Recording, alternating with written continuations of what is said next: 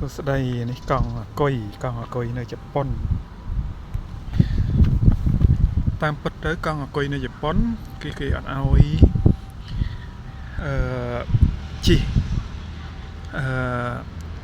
ដូចស្រុកខ្មែរកង់អគុយគឺយើងជិះដូចម៉ូតូអញ្ចឹងទេនៅជប៉ុនបើសិនជាយើងចង់ទិញ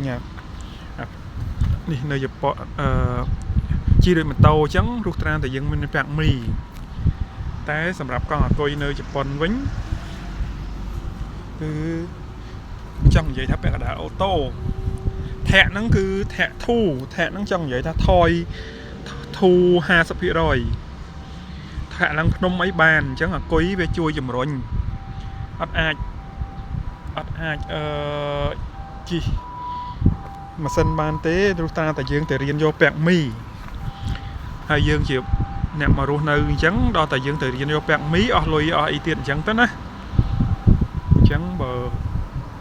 ដូចនៅខ្មែរយើងជិះតាមចិត្តអញ្ចឹងទេ